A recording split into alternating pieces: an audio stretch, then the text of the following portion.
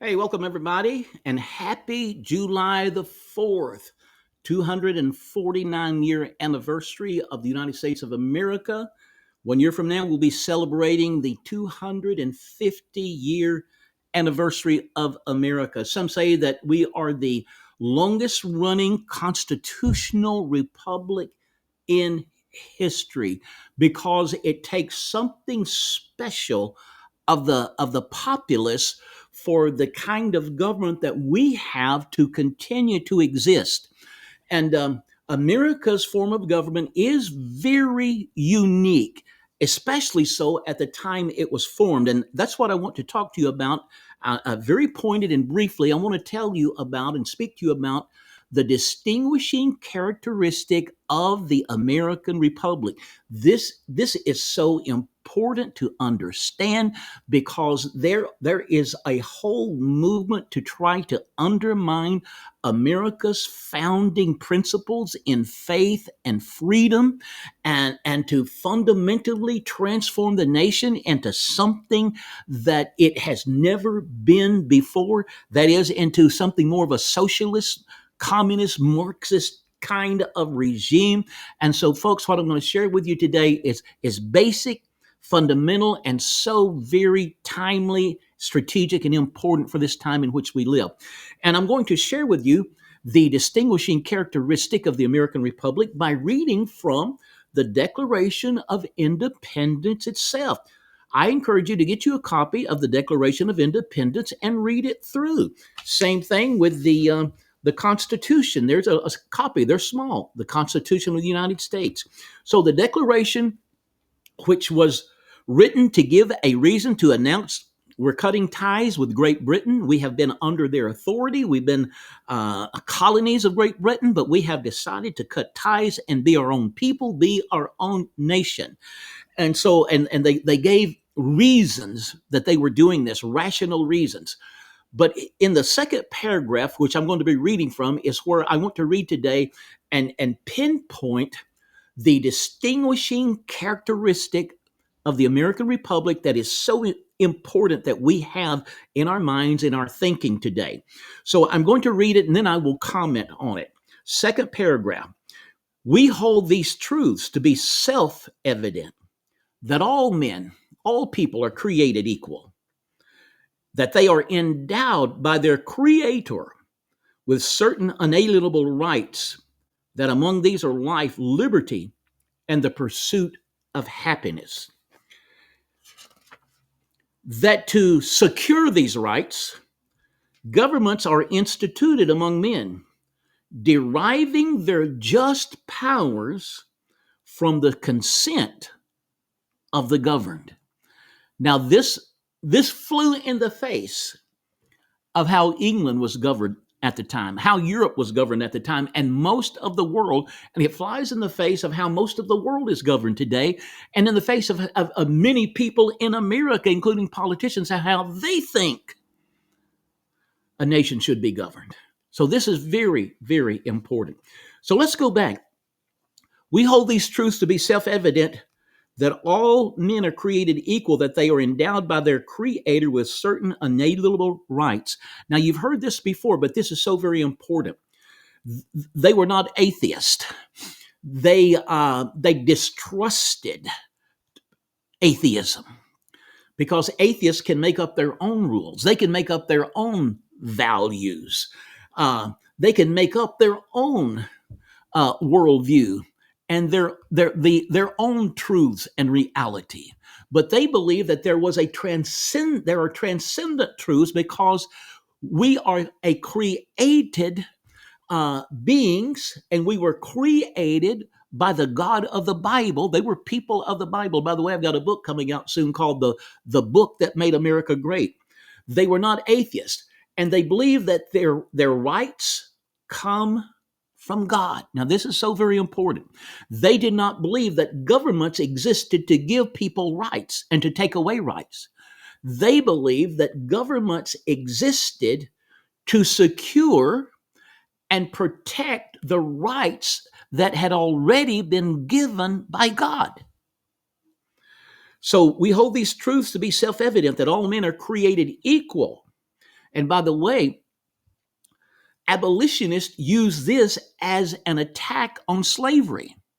And and I have shown in some books I have written, such as 1726 and Abolitionist Founding Fathers, that abolitionists in the 1700s and 1800s, they used the Declaration of Independence, quoted from it, as an attack on slavery because uh, there is nowhere in the founding documents where there's any classification based on race or ethnicity or skin color. In other words, it's obvious that all of the rights they're talking about belong to every citizen. We hold these truths to be self-evident, that all men are created equal and they are endowed by their Creator with certain unalienable rights. In other words, they have these rights by nature as a result of being a creation of God. And these rights given them by God, they are theirs by nature. They cannot be taken away. Uh, if they're taken away, it's done so unjustly and in the face and against the principles and truths of Almighty God. These are unalienable rights given by God. And governments exist to secure and protect those rights given by God. Governments do not exist to give and take away rights. That's not their purpose.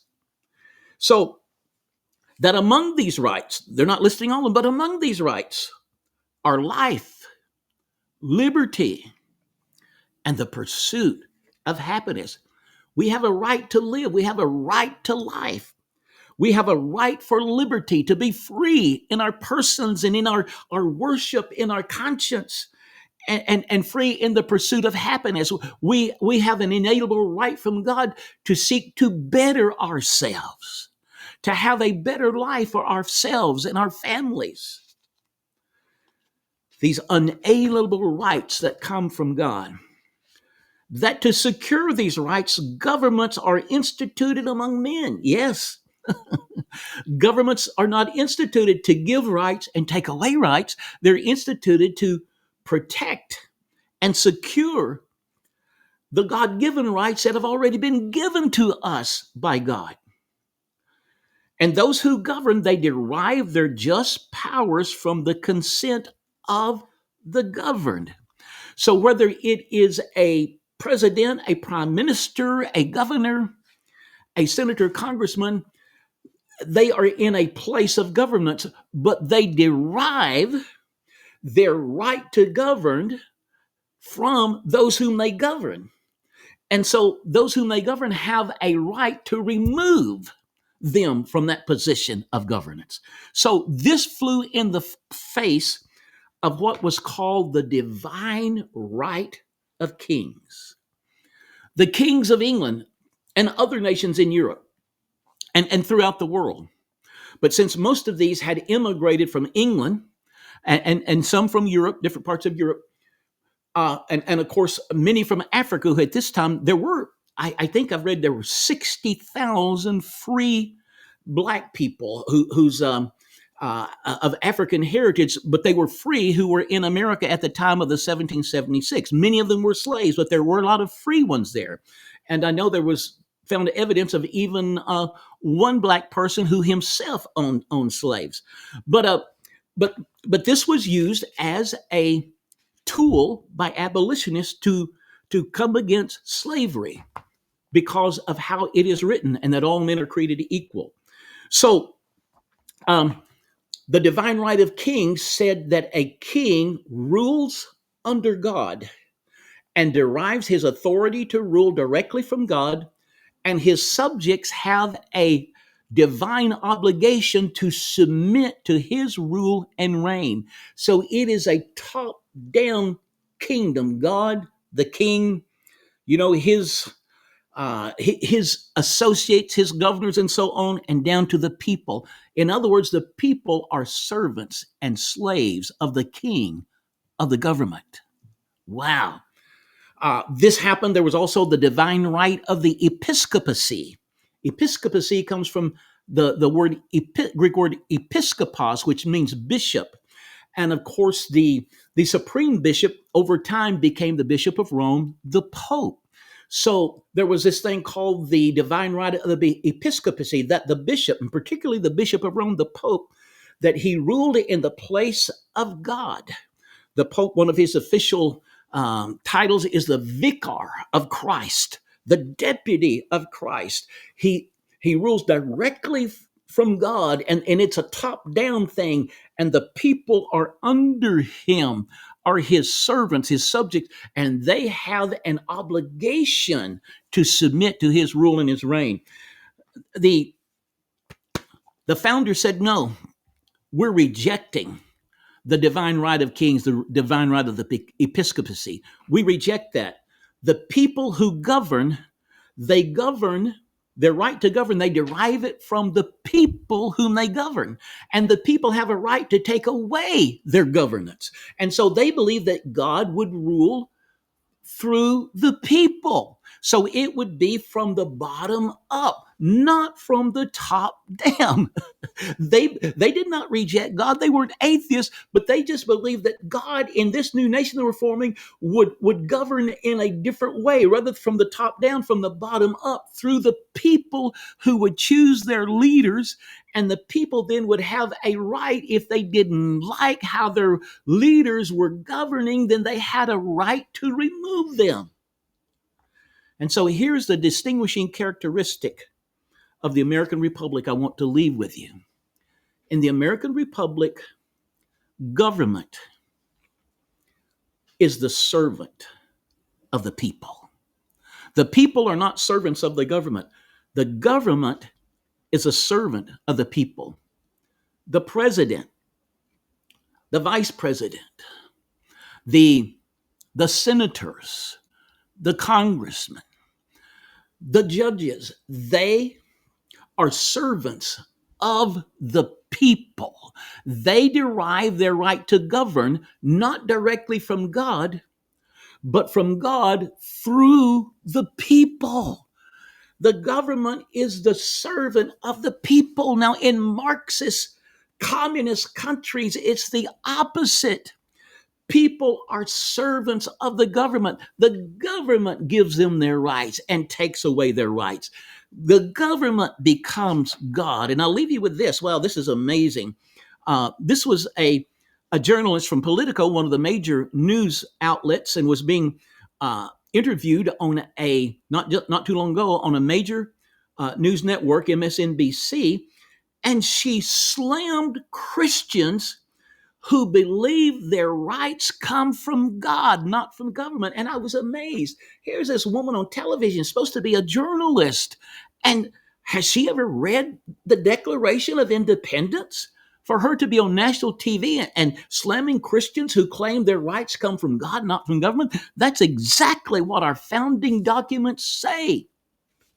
The government, never forget it, my friends, the government, the leaders, our governors, are our servants. We are not their servants. They are our servants. That is how the American Republic was set up to function. Wow. Now, for this to work,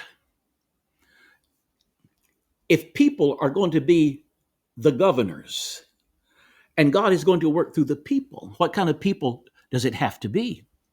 It has to be a godly people, has to be a moral people. Wow. Because if the society becomes ungodly, there will be anarchy and societal chaos. And this is what John Adams, one of the founders, warned when he said our Constitution was made only for a religious. And when the founders use the word religion or religious, they're talking about Christianity. That was the only religion they knew. John Adams said our Constitution was made only for a religious and moral people. It is wholly inadequate to the governance of any other.